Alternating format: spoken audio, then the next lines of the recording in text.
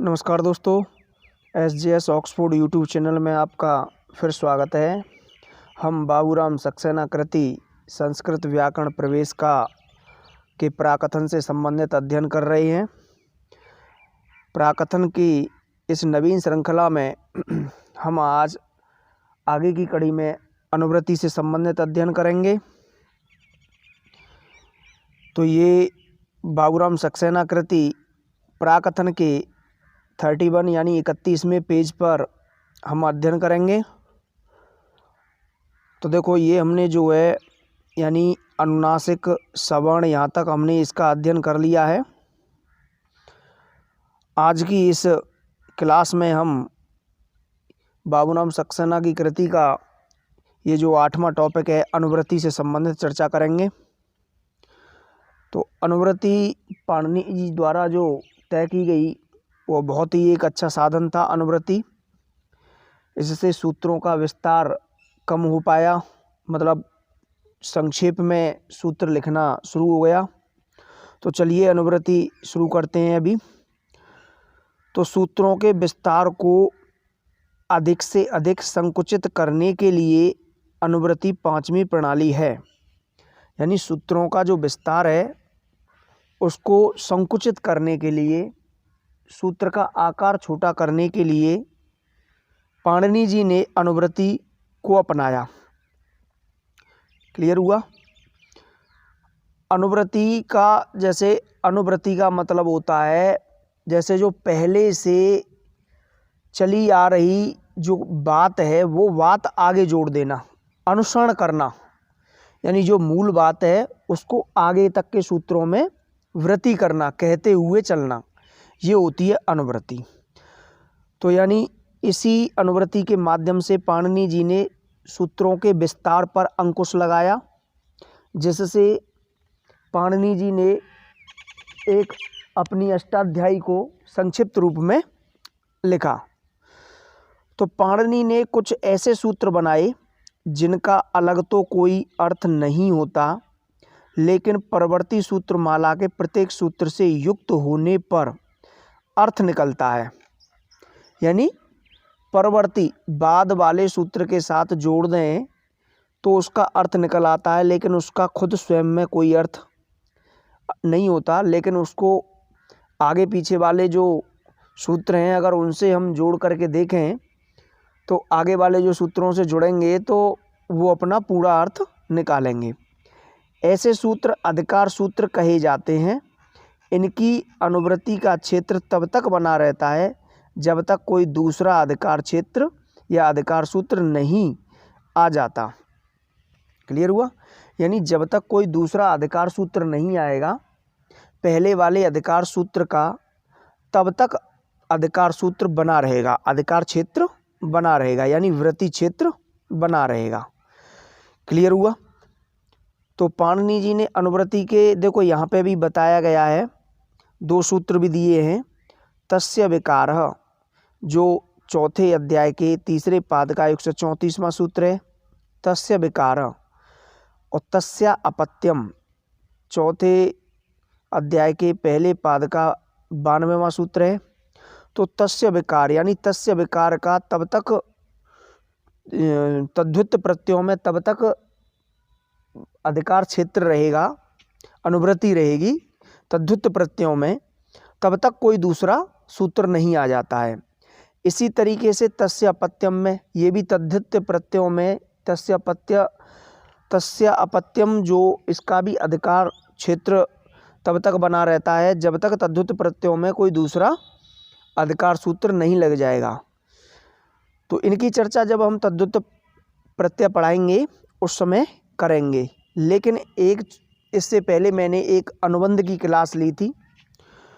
तो अनुबंध की क्लास में कुछ सूत्रों की चर्चा की गई थी, जैसे यानी उपदेशे, फिर से एक बार, उपदेशे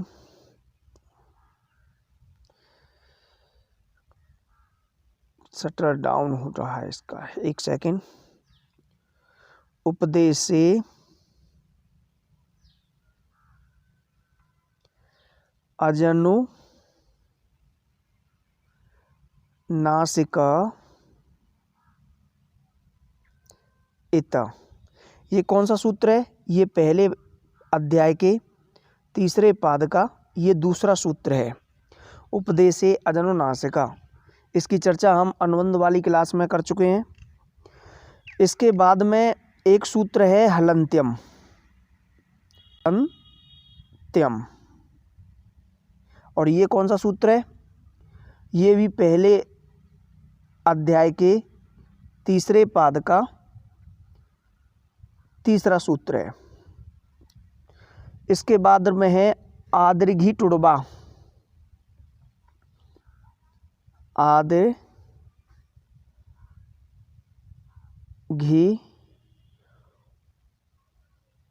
टुड़बा, आदृघी टुड़बा। और ये कौन सा है? ये है पहले अध्याय के तीसरे पाद का पांचवा सूत्र है। इसी तरीके से सब प्रत्यस्य, चुटु, लसक, तद्धुते, ये 6 प्रत्ययों की चर्चा की गई है अनुबंध वाली क्लास में। तो यहाँ पर देखो, हम सिर्फ इसको समझाने के माध्यम से प्रयोग कर रहे हैं। तो उपदेशे अजनुनासिक इत, ये लिखा हुआ है पहले अध्याय के तीसरे पाद का दूसरा सूत्र है। अब इसमें जो ये उपदेश है और इत है, उपदेशे और इत है, इन दोनों का अधिकार क्षेत्र आगे तक है। यानी देखो, ये मैंने हलंत्यम लिख दिया है, हलंत्यम एक सूत्र है। आदृघी टुड़वा, ये भी एक सूत्र है। इसके बाद में छठवां सूत्र देखो, दूसरा ये हो गया, तीसरा ये हो गया, चौथा यहाँ पे क्लियर हो नहीं पाया, चौथा कौन सा ये नहीं है यहाँ पे, लेकिन पांचवा ये हो जाएगा। छठवां है सप्रत्यस्य, सातवां है चुटु, और आठवां है लसक तद्धुते। ये 8 सूत्र जो है अनुबंध वाली क्लास में है। ठीक है, तो अनुबंध वाली जो क्लास है उसमें बताए थे ये 8 सूत्र हैं, मतलब 6 सूत्र हैं, जिसमें पहला और दूसरे को छोड़ करके। तो ये जो उपदेश है ये दूसरे सूत्र में, और इत है, ये देखो हलंत्यम में ये दोनों जुड़ेंगे। उपदेश और इत का सामान्यतः अपना कोई विशेष अर्थ नहीं है, लेकिन यहाँ पर ये परवर्ती सूत्रों में जब ये लग जाएंगे तो ये अपना खासा अर्थ निकालेंगे। तो देखो, यहाँ ये पहली बात अपने सूत्र में क्या अर्थ निकाल रहे हैं कि उपदेशे अजनुनासिक इत, यानी उपदेश की अवस्था में जो अनुनासिक स्वर होगा वो इत होगा, ये सूत्र कहता है। चलो एक बार फिर देखो उपदेशे, देखो यानी उपदेशे, अरे यार दिक्कतें हो रही हैं यहाँ पे, फिर से डाउन करो। देखो उपदेशे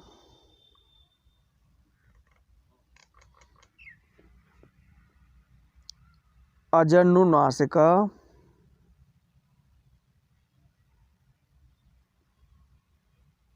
इत, ये है पहले अध्याय के तीसरे पाद का दूसरा सूत्र।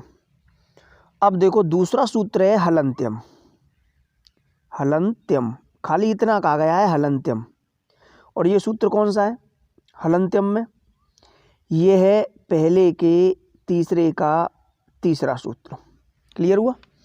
तो यहाँ से देखो, ये उपदेश है ना इसकी, और यहाँ से इत की, इन दोनों की अनुवृत्ति ले ली यहाँ पे, यानी उपदेश से, ठीक, और इत की यहाँ से ले लो इत। तो ऊपर वाला सूत्र क्या कहता है कि उपदेश की अवस्था में जो अनुनासिक अच जो स्वर होगा वो क्या होगा, वो इत होगा। इतना कहा गया है ऊपर वाले में। और हलंत्यम, इस सूत्र में केवल हलंत्यम दे रखा था। इस सूत्र में क्या दे रखा था? केवल हलंत्यम दे रखा था। हलंत्यम का, केवल हलंत्यम का अर्थ ये है कि जो अंतिम हल वर्ण होगा, अंतिम हल वर्ण होगा, अंतिम हल वर्ण होगा, सिर्फ इसका यही है। अंतिम हल वर्ण होगा, जब इसकी अनुवृत्ति हमने यहाँ ले ली तो अब अर्थ क्या निकल के आया कि अंतिम हल वर्ण होगा वो इत होगा। क्लियर हुआ? अंतिम हल वर्ण होगा वो इत होगा। अब पूरा सूत्र का जो भावार्थ है अब क्लियर हो रहा है यहाँ पे आके, लेकिन पूर्ण रूप से अभी क्लियर नहीं हो रहा है, यानी उपदेश की अवस्था में अब होगा क्लियर। देखो, उपदेश की अवस्था में जो अंतिम हल वर्ण होगा वो क्या होगा? इत होगा। समझ में आया? एक बार फिर से देखेंगे। हमने इसमें क्या किया है, यानी उपदेश की अनुवृत्ति ली है 1 3 2 वाले से, इसी तरीके से इत की अनुवृत्ति यहाँ पे ले ली, 1 3 2 से इत की भी अनुवृत्ति ले ली। हमारे पास तो ये केवल कौन सा वो था, यानी हलंत्यम सूत्र था। हलंत्यम से सिर्फ इतना अर्थ निकल के आ रहा था कि अंतिम जो हल होगा, हल वर्ण होगा, व्यंजन होगा, अंतिम व्यंजन वर्ण होगा वो क्या होगा पता ही नहीं है, अंतिम व्यंजन वर्ण होगा, बस इतना अर्थ था। लेकिन इसमें जब इत की अनुवृत्ति ले ली, ठीक है, इत की अनुवृत्ति ले ली यहाँ पे, तो यहाँ क्या निकल के आया कि अंतिम हल वर्ण होगा, अंतिम व्यंजन होगा वो इत होगा। अगर इसमें इत की अनुवृत्ति नहीं लेते तो ये अर्थ ही नहीं निकल के आ पाता। क्लियर हुआ? इसी तरीके से उपदेश, हलंत्यम वाले सूत्र में देखो, उपदेश और ये ऊपर से लिए गई अनुवृत्ति हैं, है ना। अब पूरा भावार्थ निकलेगा, उपदेश की अवस्था में अंतिम हल यानी हल या व्यंजन वर्ण होगा वो क्या होगा? इत होगा। क्लियर हुआ? इस तरीके से अनुवृत्ति ले लेकर के हम सूत्रों का विस्तार बढ़ा सकते हैं। पाणिनि जी ने कम कर रखा था, लेकिन भावार्थ के लिए, भावार्थ पूर्ण अर्थ निकालने के लिए ऐसा करेंगे। ठीक है, तो चलिए इसी तरीके से देखो, अब ये उपदेश यजनुनासिक है तो समझ में आ गया। नेक्स्ट है देखो आदिर्घी टुड़वा।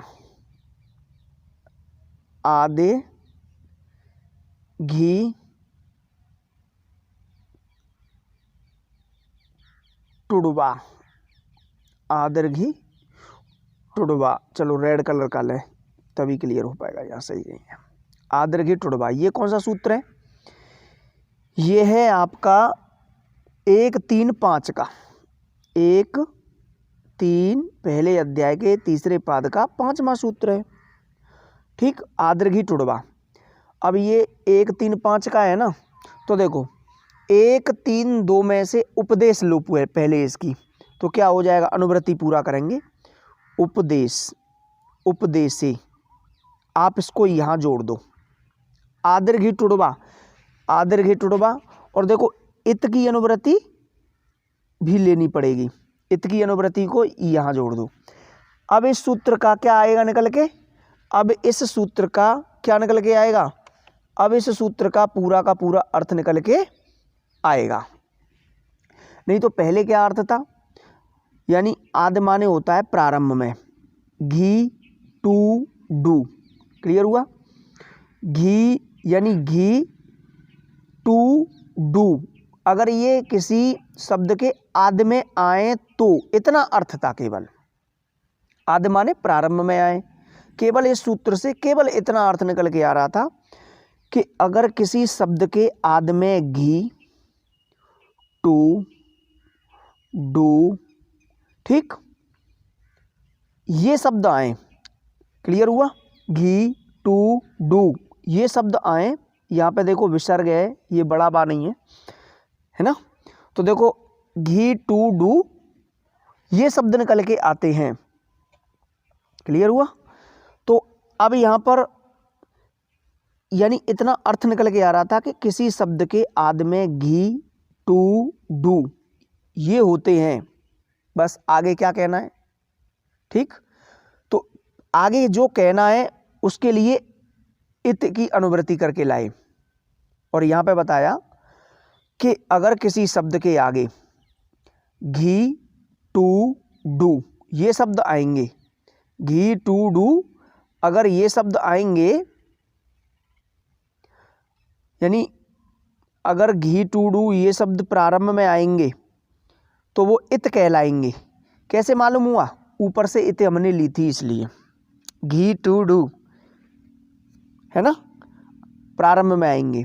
लेकिन उपदेश की अनुवृत्ति और ली गई यहाँ पे, तो उपदेश क्या कहता है? उपदेश ये कहता है कि उपदेश की अवस्था में ऐसा होगा, सामान्य अवस्था में नहीं होगा, उपदेश की अवस्था में ऐसा होगा। ठीक, और उपदेश के बारे में मैं बता चुका हूं कि उपदेश क्या है। आधे उच्चारणों, ठीक, आधे उच्चारण से क्या हो गया, जिसको सबसे पहले पाणिनि, कात्यायनी, पतंजलि इत्यादि आचार्यों के द्वारा जो सबसे पहले शब्द बोला गया वो उपदेश की अवस्था में होता है। यहाँ तक क्लियर हुआ? तो देखो, यानी अब इसका भावार्थ है कि उपदेश की अवस्था में किसी शब्द के आगे यदि घी टू डू आए तो वह वर्ण क्या हो जाएगा? इत हो जाएगा। अब इसका भावार्थ पूरा निकल के आया, समझ में आया? इसी तरीके से हम आगे के सूत्रों को भी देखेंगे। देखिए, एक सूत्र है हमारे पास सप्रत्यस्य, नेक्स्ट है सप्रत्यस्य, प्रत्यस्य, ये सूत्र है सप्रत्यस्य। ये है पहले अध्याय के तीसरे पाद का छठवां सूत्र है, पहले अध्याय के तीसरे पाद का छठवां सूत्र है। ये क्लियर हुआ? तो देखो यहाँ पे यानी सप्रत्यस्य में जिसकी अनुवृत्ति हुई है, यहाँ पे पहले देख लीजिए ये स। तो देखो यहाँ पे इसका अर्थ निकालो। प्रत्यस्य, प्रत्यस्य का मतलब है कि प्रत्यय के स का, प्रत्यय के स का, ये अर्थ निकल के आ रहा है इस सूत्र से। अब प्रत्यय के स का कोई अर्थ नहीं निकल के आ रहा, लेकिन हम जो पीछे सूत्र हैं उनसे अनुवृत्ति लेके इस सूत्र को पूरा करेंगे। तो हमें क्या करना है, क्या क्या जोड़नी है हमें इसमें? तो हमें देखो, देखिए हम इसकी इत अनुवृत्ति जोड़ेंगे। तो इत की अनुवृत्ति जोड़ी, यहाँ लगा दो अनुवृत्ति को, तो ये क्या होगा? देखो सप्रत्यस्य यानी प्रत्यय का जो स होगा वो इत होगा, अर्थ निकल के आ गया। क्लियर हुआ? लेकिन अभी पूर्ण अर्थ नहीं है। हमें आदृघ ही टुड़वा से, आदृघ ही टुड़वा से यानी पहले 1, 3, 5 सूत्र से आदि की भी अनुवृत्ति लेनी पड़ेगी। आदि की ले लो और इसको लगाओ यहाँ पे, आदि सप्रत्यस्य इत। तो अब इसकी अनुवृत्ति हो गई। अब पूरा अर्थ निकालो। प्रत्यय के स का, और वो प्रत्यय के आदि स का, आदि माने प्रारंभ वाले स का क्या होगा? इत होगा। प्रारंभ वाला यानी प्रत्यय के आदि स वर्ण क्या होगा? इत होगा। लेकिन किस अवस्था में होगा? उपदेश अवस्था में। उपदेश की भी अनुवृत्ति है, उपदेशे। ठीक, इसको भी यहाँ जोड़ दो। तो अब सूत्र क्या बन गया? उपदेशे आदेश प्रत्यस्य इति। इतना बड़ा सूत्र हो गया, विस्तार हो गया। अब यहाँ पे यानी अनुवृत्ति लगा करके क्या हो गया? इसका विस्तार हो गया। क्लियर हुआ? तो अब सूत्र का भावार्थ पूरा निकलेगा इस सूत्र से, यानी आधे अधूरे सूत्र से बिना अनुवृत्ति के भावार्थ पूरा नहीं निकलता है सूत्र का। क्लियर हुआ? अनुवाद नहीं कर पाओगे आप लोग। तो अब निकालेंगे कि उपदेश की अवस्था में, उपदेश की अवस्था में प्रत्यय के आदि स वर्ण इत होता है। प्रत्यय का आदि स वर्ण क्या होता है? इत होता है। अब यानी इसका जो अर्थ है वो पूरा निकल के आया। तो बिना अनुवृत्ति के हम सूत्र का भावार्थ नहीं निकाल सकते हैं। इसलिए अनुवृत्ति से पाणिनि जी ने एक हथियार की तरह, एक साधन अपना करके पाणिनि जी ने बड़े बड़े सूत्रों को बहुत ही संक्षेप में लिख दिया। क्लियर हुआ? तो देखो अब यहाँ पे एक शब्द और आया था, अधिकार सूत्र। तो देखो ये उपदेश है। उपदेश कहाँ से शुरू हुआ है? उपदेश शुरू हुआ है, उपदेश शुरू हुआ है सबसे पहले सूत्र से, यानी पहले अध्याय के तीसरे पाद का दूसरा सूत्र है ये, उपदेश वहाँ से शुरू हुआ है। और ये कहाँ कौन कौन से में लग गया? उपदेश पहले अध्याय के उपदेश जो है देखो ये किस किस में लगा? ये है तो एक्चुअल में पहले अध्याय के तीसरे पाद का दूसरा सूत्र है, लेकिन ये देखो 5वें सूत्र में भी लग गया, और ये 6वें में भी लगेगा, और ये 7वें में भी लगेगा, और ये 8वें में भी लगेगा।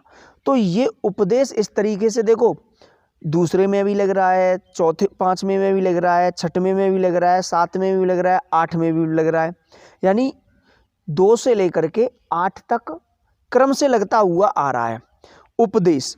तो जो उपदेश इस तरीके से लगता हुआ आ रहा है तो ये इसका अधिकार सूत्र है। उपदेश जो है क्या है? अधिकार सूत्र है, और यह तब तक लगेगा जब तक कोई दूसरा अधिकार सूत्र इसके स्थान पर न आ जाए। क्लियर हुआ? तो ये उपदेश ही क्या है? अधिकार सूत्र है। इसी तरीके से ये भी क्या है? इत ये भी अधिकार सूत्र है। इसका भी जब तक ये लगते हुए चले जाएंगे जब तक कोई दूसरे सूत्र का अधिकार सूत्र ना आ जाए, तो ये अधिकार सूत्र कहलाते हैं। अधिकार सूत्र यानी अधिकार सूत्र वो होते हैं जो अनुवृत्ति में लगे हुए चले आते हैं, अनुवृत्ति के रूप में ये लग करके सूत्र को पूरा भावार्थ सहित स्पष्ट कर देते हैं। तो क्लियर हुआ? इसी तरीके से देखो एक सूत्र और हम बताएंगे। एक है हमारे पास बहुत ही छोटा सूत्र है चुटू। क्या है? चुटू है। एक मिनट, चुटा है। चलो फिर से एक बार सही तरीके से लिख देते हैं। यानी देखो कलर दूसरा लेना पड़ेगा। ये है चुटू, और ये सूत्र है पहले अध्याय के तीसरे पाद का 7वां सूत्र। अब देखो इसमें किस किस चीज की अनुवृत्ति हुई। तो यहाँ पर देखो चुटू बहुत छोटा सूत्र है। अब देखेंगे हम अनुवृत्ति किस किस सूत्र से हो रही है। तो देखो इसमें उपदेश की अनुवृत्ति हो रही है, और उपदेश कौन से सूत्र से आता है? ये पहले अध्याय के तीसरे पाद के दूसरे सूत्र से आता है। और किसकी अनुवृत्ति हो रही है? आदि की अनुवृत्ति हो रही है। ये किस सूत्र से आता है? ये पहले अध्याय के तीसरे पाद के 5वें सूत्र से आता है। और किसकी अनुवृत्ति हो रही है? देखो प्रत्यस्य की अनुवृत्ति भी हो रही है। प्रत्यस्य इसकी अनुवृत्ति किससे हो रही है? प्रत्यस्य की अनुवृत्ति हो रही है तुम्हारी 6वें सूत्र से। क्लियर हुआ? और 7वां ये है ही, प्रत्यस्य की हो गई। और देखो जो इत है, इत की अनुवृत्ति भी की जा रही है पहले अध्याय के तीसरे पाद के दूसरे सूत्र से। तो उपदेश और इत इन दोनों की अनुवृत्ति पहले अध्याय के तीसरे पाद से हो रही है। आदि की अनुवृत्ति हम कर रहे हैं 5वें सूत्र से, और प्रत्यस्य की अनुवृत्ति कर रहे हैं हम 6वें सूत्र से, जो अभी मैंने ये तीनों चारों पांचों क्रम से बताए थे।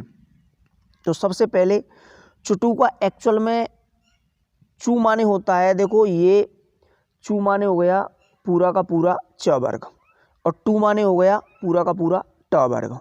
तो यहाँ पे ये संबोधित किया गया है चुटू से कि च वर्ग और ट वर्ग।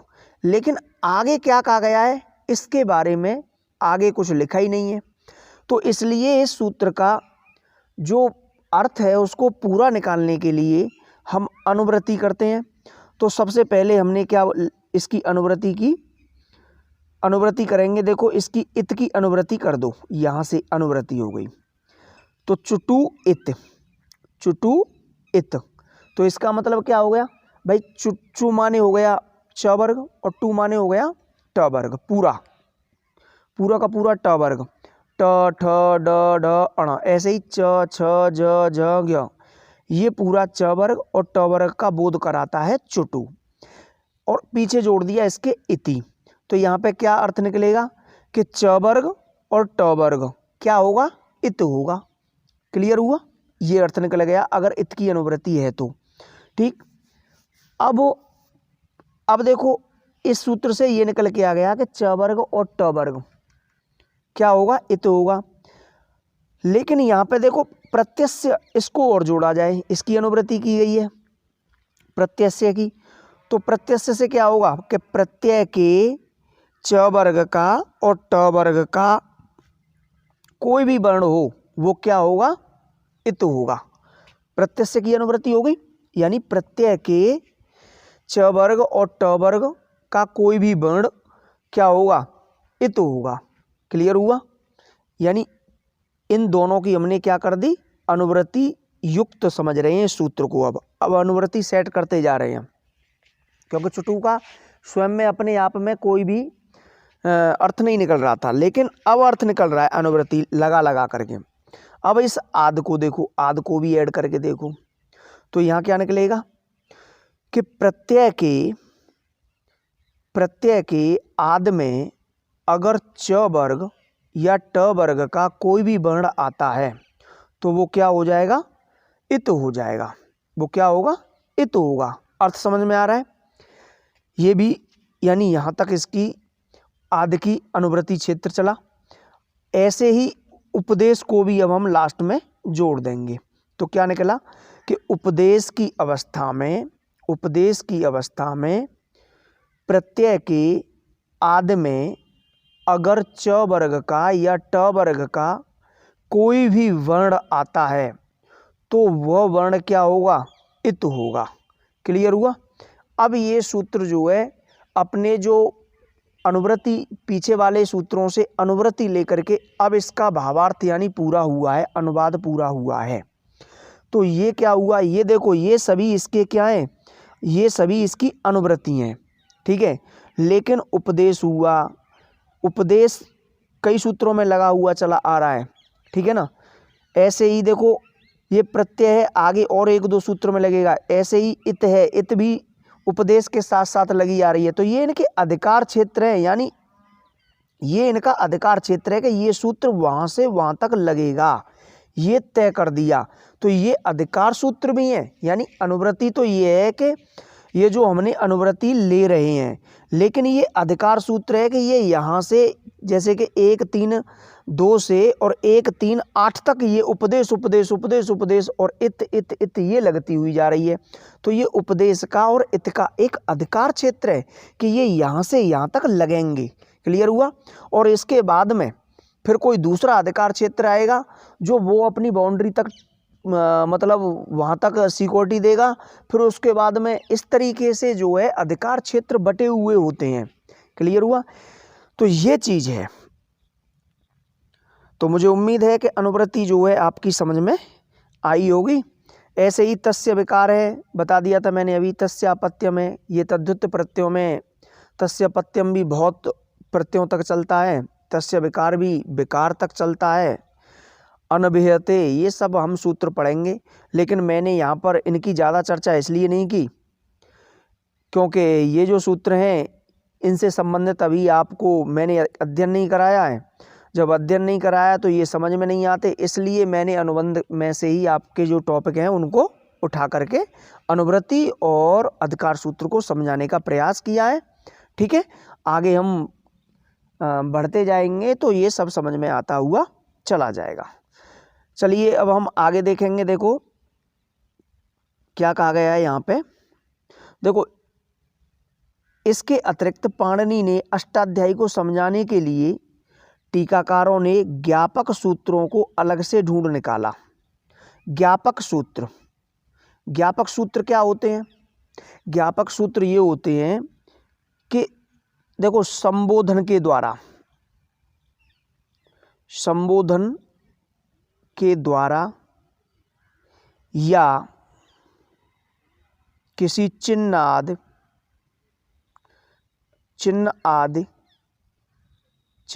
के द्वारा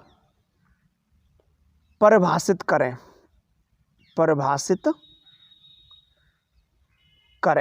क्लियर हुआ। चिन्ह आदि के द्वारा परिभाषित करें, संबोधन के द्वारा परिभाषित किया जाए, पहचान कराई जाए।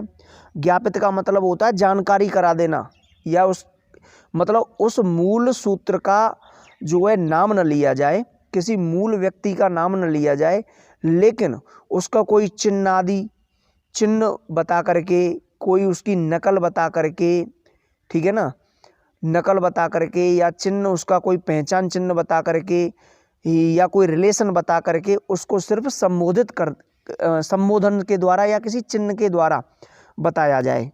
जैसे मान लीजिए ये ए एक पुरुष है, ये मेल है, ठीक, और ये बी क्या है, फीमेल है, ठीक। लेकिन यहां पर एक बच्चा खड़ा है, ये बच्चा खड़ा है और इस लेडीज की इसने उंगली पकड़ रखी है, समझ के देखिए, और ये एक मेला देख रहे हैं, ये तीनों हैं, ठीक। लेकिन ये बच्चा, यानी यहाँ पे थोड़ा गैप है और ये इस बी फीमेल में और इस बच्चे में ज़्यादा गैप नहीं है, यानी इस बच्चे ने क्या है, इसकी बी जो फीमेल है इसकी उंगली पकड़ रखी है और ये ए थोड़ा आगे है या साइड में है, थोड़ी डिस्टेंस है, दूरी है। तो यहाँ पर ये बच्चा जो है संबोधित करता है कि पिताजी का नाम तो नहीं लेता, लेकिन बोल देता है पापा या फादर, ठीक है, ऐसे बोलता है बच्चा। तो यानी वहाँ पे जो आसपास जो लोग खड़े होते हैं वो समझ जाते हैं कि ये जो आगे वाला पुरुष है ये एक्चुअल में इस बच्चे का क्या है, पिता है ना। जब ये लड़का बोलता है भीड़ में कि पापा, तो यानी समझ जाते हैं कि ये इस लड़के का पिता है और इस लड़के ने इसकी फीमेल की क्या थाम रखी है, उंगली थाम रखी है। तो स्वाभाविक बात है कि ये इसकी मम्मी होगी, मदर होगी। तो इस तरीके से मतलब जो है, अब देखो यहाँ नाम तो नहीं लिया गया, लेकिन रिलेशन के तौर पर सामान्य जो व्यक्ति थे उन्होंने पहचान लिया कि ये इस बच्चे की मदर है और ये इस जो है चाइल्ड के क्या है, फादर हैं। तो इन दोनों में लोगों ने रिलेशन निकाल लिया कि इन दोनों में रिलेशन हस्बैंड एंड वाइफ का हो सकता है, ठीक है ना, हस्बैंड एंड वाइफ का भी हो सकता है। तो लोगों ने रिलेशन निकाल लिया। तो ये होता है ज्ञापित करना, ठीक।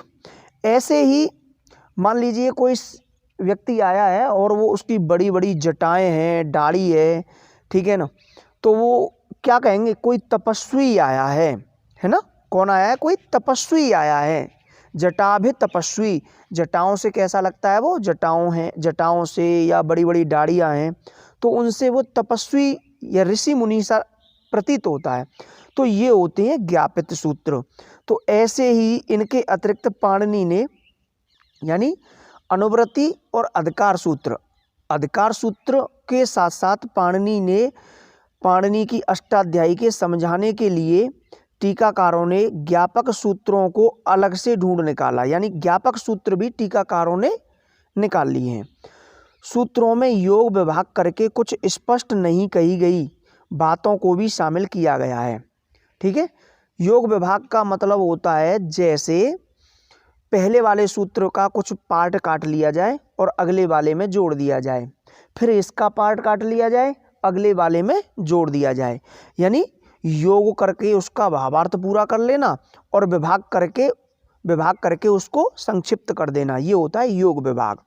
जैसे हमने क्या किया था, हलंत्यम, जैसे हलंत्यम में क्या किया था, खाली हलंत्यम है, लेकिन जब इसमें क्या किया, उपदेश इसकी अनुवृत्ति लगाई, ठीक है। इसके बाद में हलंत्यम छोड़ दिया हमने, फिर आगे वाले सूत्र में आदर्घी टुड़वा में फिर इत की अनुवृत्ति ले ली। तो इस तरीके से जो सूत्र है ना उनका योग विभाग करते हुए ही चलते जा रहे हैं। देखो सूत्रों में योग विभाग करके कुछ स्पष्ट नहीं कही गई बातों को भी शामिल किया है। योग विभाग के द्वारा जो बातें स्पष्ट नहीं कही गई, ठीक है, जब हम योग कर लेते हैं तब उनका जो भावार्थ है, अर्थ है, तब उन बातों को क्या हो पाता है, तब उन बातों का स्पष्ट हो पाता है। और विभाग कर लेते हैं, उनका बंटवारा कर देते हैं तो उनका मूल अर्थ नहीं निकल पाता है। परंतु इन सब का ज्ञान केवल सूक्ष्म अध्ययन करने वालों के लिए अपेक्षित है, इसलिए यहाँ इनकी विवेचना नहीं की जाएगी, ठीक है, यहाँ इनकी विवेचना नहीं की गई है। तो चलिए आगे बढ़ते हैं। देखो, यानी प्राकथन में हम 32 पेज पर पहुंचे हैं और इसमें बताया गया है पाणिनि ने संस्कृत को जीवित बोलचाल की भाषा के रूप में लिया। यानी पाणिनि जी उसको क्या रखते थे, बोलचाल की भाषा में रखते थे। उन्होंने लोकवेद यानी लोक वेद की भाषा संस्कृत ही बताई है। यानी पाणिनि जी क्या कहते हैं कि यानी जो लोक जनमानस जिसको लोग बोले, है ना, लोगों की बोलचाल की भाषा एक सामान्य भाषा होती है, जिसे ग्रामीण स्तर पर भी बोला जाए, शहरी स्तर पर भी बोला जाए। ठीक है, तो पाणिनि जी ने क्या कहा, उन्होंने यानी पाणिनि जी ने लोक वेद की भाषा यानी लोक जो आम पब्लिक बोलती है वो भी, और वेदों की भाषा संस्कृत ही है, यानी दोनों की भाषा क्या है, संस्कृत ही बताई है पाणिनि जी ने। पाणिनि जी के समय पे, जिस समय पाणिनि जी अध्ययन करते थे, तो वो इस बात की ओर ध्यान आकर्षित करते हैं कि यानी उस समय जो बोलने वाली भाषा थी वो भी संस्कृत थी, और जो वेदों की जो भाषा थी, जो वेदों की रचना हुई थी, वो तो संस्कृत थी। ठीक, जिसको पंडित लोग बोलते थे, विद्वान लोग बोलते थे, जिनमें रचनाएं करते थे। लेकिन पाणिनि जी यहाँ पे ये बात कहते हैं पुष्टि करके कि लोक भाषा भी हमारी संस्कृत ही थी। लोक की संस्कृत को भाषा तथा वेद की संस्कृत को छंदस शब्द का प्रयोग करते हैं। ठीक है ना, वो केवल थोड़ा सा अंतर बताते हैं कि जो लोक भाषा है जिसको व्यक्ति लोग बोलते थे उसको हम क्या कहते हैं, भाषा बोलते हैं, लेकिन थी वो संस्कृत। यानी लोक की संस्कृत को, जिस संस्कृत को आम पब्लिक बोलती थी उसको वो कहते हैं भाषा, और जो वेदों की संस्कृत थी उसको कहते हैं वो छंदस। सिर्फ इतना अंतर बताया गया है, लेकिन लोक भाषा और वेदों की जो भाषा थी वो संस्कृत ही थी। भाषा शब्द का अर्थ ही है जिसे लोग भाषित करें या बोलें। इसके प्रमाण में हम केवल 2-4 युक्तियाँ यहाँ प्रसंगवश देते हैं। पहले तो वैदिक भाषा को अपवाद के रूप में ग्रहण करना इसी तथ्य की ओर संकेत करता है कि पाणिनि के सामने वर्तमान भाषा छांदस भाषा से कुछ आगे चली आई थी। यानी पाणिनि के सामने वर्तमान भाषा छांदस भाषा कौन सी है, वेदों की भाषा। यानी वर्तमान भाषा छांदस भाषा से, और वर्तमान भाषा कौन सी थी, उस समय जो बोली जा रही थी लोक भाषा, कुछ आगे चली आई थी, पर अभी बहुत दूर नहीं हुई थी। अन्यथा वैदिक भाषा का वे अलग से व्याकरण अवश्य लिखते। समझ में आया। यहाँ पर सिर्फ पाणिनि जी यानी ये समझाने का प्रयास किया गया है, यहाँ पर बाबूराम सक्सेना की कृति में ये बताया गया है कि यानी पाणिनि जी की के अनुसार बाबूराम सक्सेना जी ये कहना चाहते हैं कि वहाँ पर जो देखो जो लोक भाषा थी जिसे आम पब्लिक बोलती थी, आम जनता बोलती थी, आम जन बोलते थे, और जो वेदों की भाषा थी वो वेदों की भाषा थी उसको तो कहते थे छंदस, और इसको कहते थे भाषा। क्लियर हुआ, इसको क्या कहते थे, भाषा। लेकिन ये दोनों ही संस्कृत थी। थोड़ा बहुत अंतर होगा, लेकिन बहुत मामूली सूक्ष्म अंतर हो भी सकता है और नहीं भी हो सकता है, ऐसा कोई प्रमाण नहीं है। ठीक है, यहाँ पे यही बात बताई गई है कि जो लोगों के द्वारा जो भाषा बोली जाती थी वो भी संस्कृत होती थी, और जो वेदों में रचना हो रही थी जिसको पंडित विद्वान लोग पढ़ते थे वो भी संस्कृति होती थी, जिसको छंदस के नाम से जाना जाता था। तो यानी यहाँ पे ये बात कही गई है कि अगर जो आम भाषा है वो भाषा और जो वेदों की भाषा है वो छंदस भाषा है, तो दोनों संस्कृत।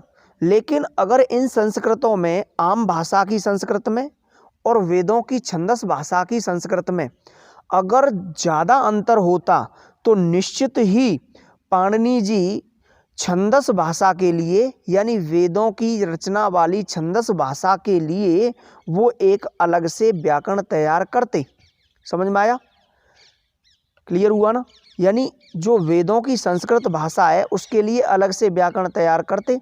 कब करते? जब आम बोलचाल लोक यानी लोक भाषा में और छंदस भाषा में, लोक भाषा में और छंदस भाषा की संस्कृत में अगर थोड़ा ज़्यादा अंतर होता तो ये छंदस भाषा के लिए अलग से व्याकरण शास्त्र तैयार करते। और ये जो अष्टाध्यायी की रचना की है ये इससे स्पष्ट होता है कि ये लोक भाषा के आधार पर उन्होंने ये चर्चा की है। क्लियर हुआ? और बाबूराम सक्सेना जी अपनी कृति में यही समझा रहे हैं कि यानी इन दोनों भाषाओं में खास तौर पर उस समय जो लोक भाषा थी, लोक संस्कृत भाषा थी, और वेदों की जो छंदस संस्कृत भाषा थी, उन दोनों में कोई खास अंतर नहीं था। क्लियर हुआ? दूसरे देखो, स्तंभसकृतोर्न, ये दूसरा 24वां सूत्र। क्लियर हुआ?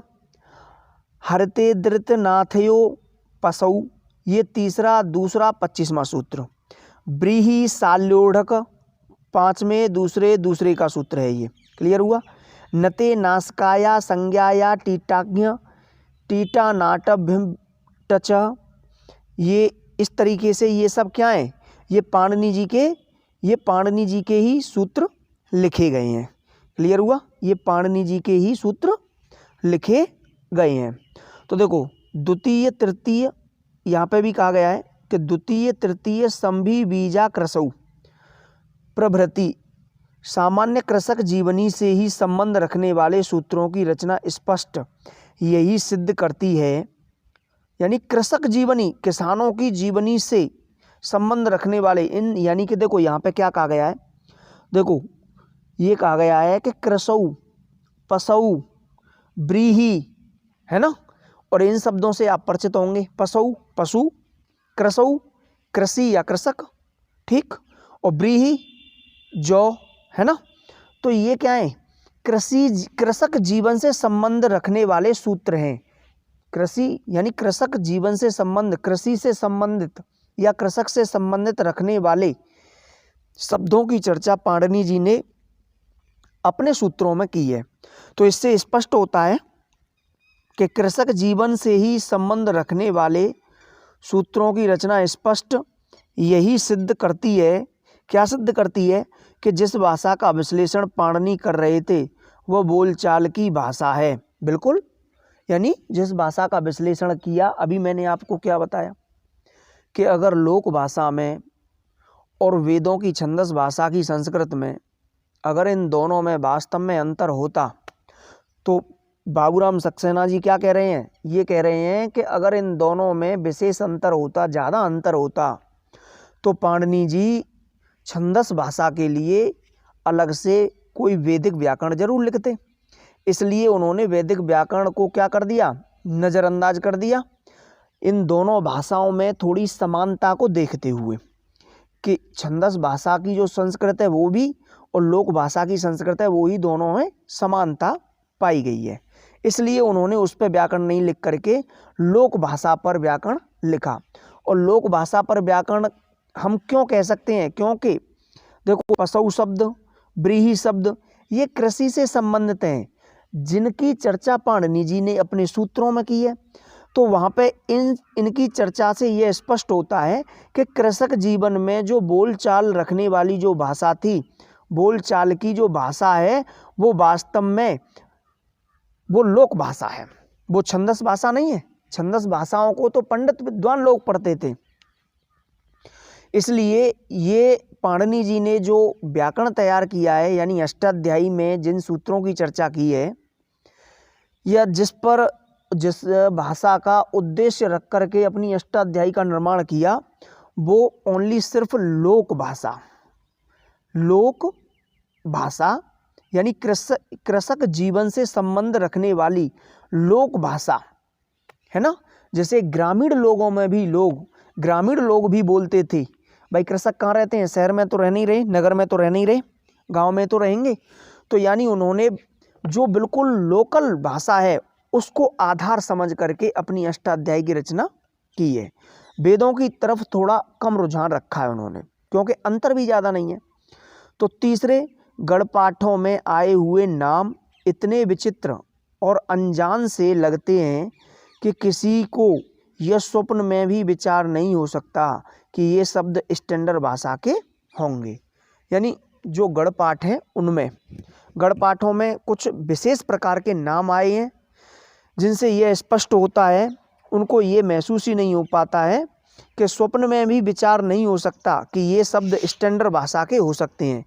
यानी स्टैंडर्ड भाषा, एक अच्छी भाषा के ये शब्द हो सकते हैं, यानी लोकल भाषा के शब्द जैसे ही लगते हैं। जैसे गोलू, आलगू, कहूसय, नबाकू, बटाकू, है ना। तो देखो, नबाकू, बटाकू, कहूसू, आलगू, ये ज़्यादातर गांव के लोग अपने बच्चों के नाम रखते हैं, या किसी एक पर्सन दूसरे पर्सन की क्या रख लेते हैं, चैक रख लेते हैं जहाँ सामान्य तरीके से। तो ये ग्रामीण क्षेत्रों के जो नाम दिखाई दे रहे हैं ना, तो यहाँ ये स्पष्ट होता है कि यानी ये किसी, देखो ये यहाँ लिखा है बहुहास्यक, सिंगरू, कहोड़, बताओ ये कोई नाम है? तो ये स्टैंडर्ड भाषा के शब्द नहीं लगते हैं। ये एक्चुअल में किस भाषा के शब्द हैं? ये एक लोकल भाषा जो ग्रामीण स्तर पे बोली जाती है, वो बोली के शब्द से लगते हैं। तो इससे स्पष्ट क्या होता है? इससे स्पष्ट होता है कि पाणिनि जी ने जो अपनी अष्टाध्यायी की रचना जब की, या जो पाणिनि जी ने अष्टाध्यायी व्याकरण बनाया, तो उन्होंने यानी लोक भाषा का व्याकरण तैयार किया, और उन्होंने छंदस भाषा पर व्याकरण तैयार नहीं किया। क्लियर हुआ? तो यहाँ तक समझ में आया होगा। आज की इस क्लास में हमने क्या क्या पढ़ा है? आज की इस क्लास में हमने देखो अनुवृत्ति से संबंधित चर्चा की है। अनुवृत्ति क्या होती है? अधिकार सूत्र होते हैं। उन अधिकार सूत्रों की हम क्या करते हैं? उन अधिकार सूत्रों की हम मतलब जो है रिपीटेशन करते हैं, अनुवृत्ति करते हैं। ठीक, तो वो यानी अनुवृत्ति से संबंधित क्लास रही, अधिकार सूत्र से संबंधित क्लास रही, और इसके बाद में है हमने यानी जो भाषा है उस पर भी ध्यान दिया है। तो अब नेक्स्ट क्लास में हम अध्ययन करेंगे कात्यायन जी से संबंधित। तो कात्यायन जी से संबंधित अध्ययन करेंगे हम अगली क्लास में। आज के लिए इतना ही, क्योंकि ये क्लास थोड़ी लंबी हो जाएगी, तो हम अपनी वाणी को यहीं विराम देते हैं। तब तक के लिए धन्यवाद।